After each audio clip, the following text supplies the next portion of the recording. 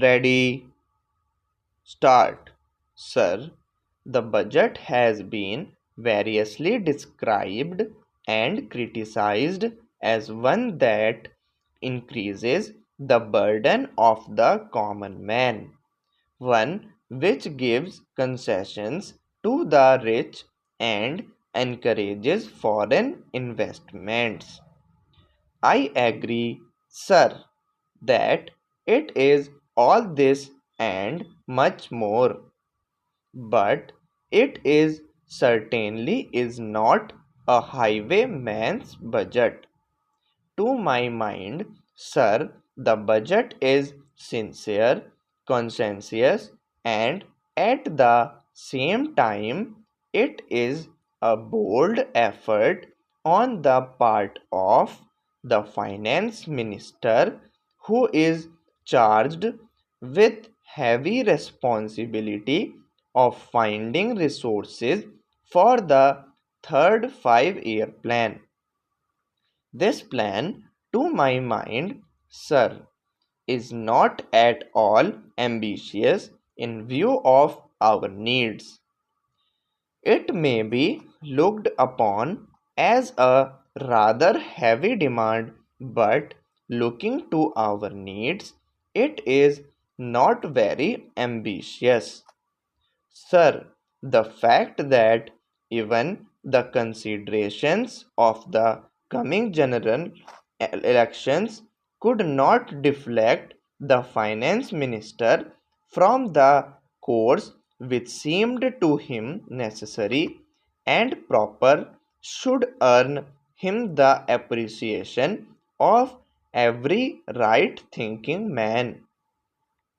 The common man's interest, as I said, is nearer to our hearts than perhaps some others can claim, or at least it is equally nearer to us, and yet there come times in a nation's history when it becomes necessary for the people to postpone the fruits of their labor and enterprise to secure the future.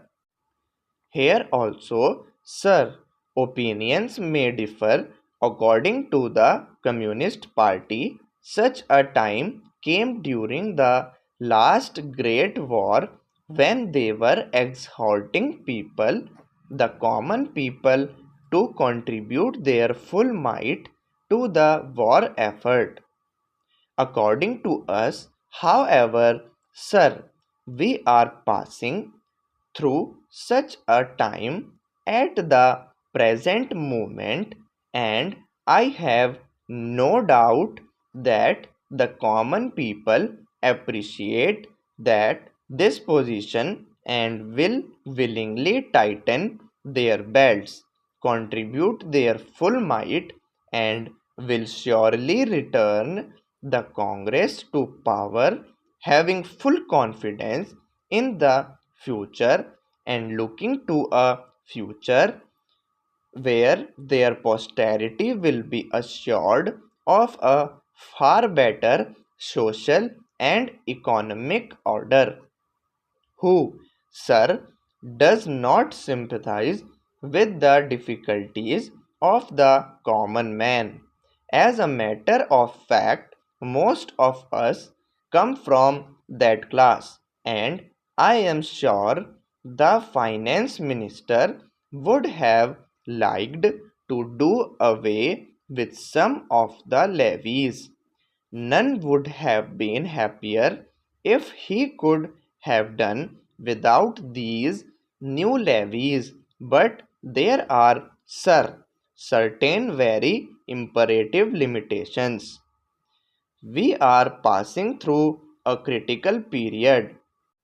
Sir, it may not be necessary to continue these levies for a long time.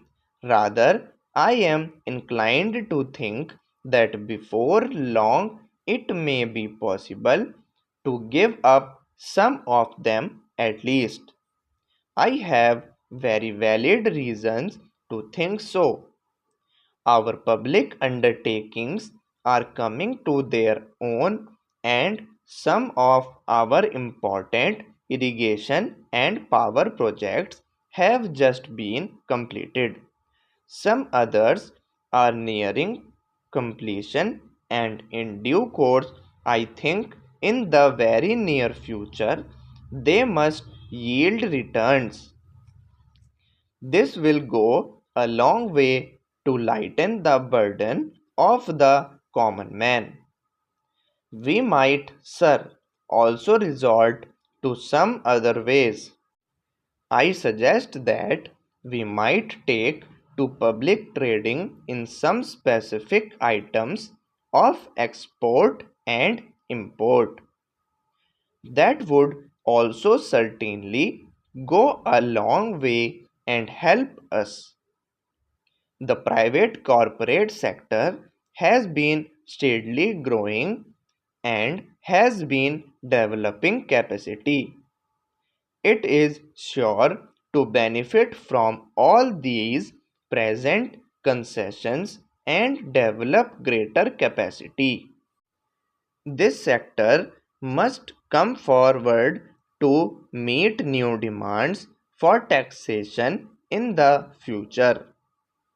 I agree that so far as indirect taxation is concerned, it has reached the saturation point, but the corporate sector, growing as it is in strength, in vitality, and in capacity, will not, I am sure, shirk its responsibility to contribute to the common fund.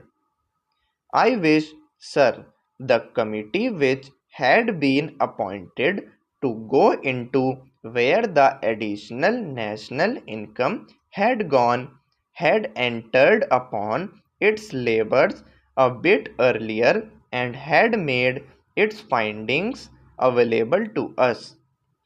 I do not want to state its findings, but I have a feeling that the committee, when it concludes its labors, will come to the conclusion that a major portion of this additional national income has gone into the pockets and comparatively small number of individuals, and it is they who must in future contribute their share to the country's taxation needs, because the profits they have earned are not all due to their own efforts and enterprise only. To a very large measure, they are the result of the economic policies of the government and due to certain other circumstances to which they did not contribute anything.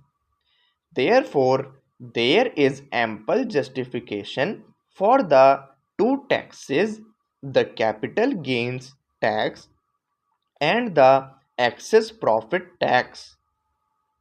I need not go in detail into all the reasons that my honorable friend has explained earlier so lucidly, but I must say that I entirely explained earlier so lucidly with them all. Having said this, I would like to say a few words about allocations which have been made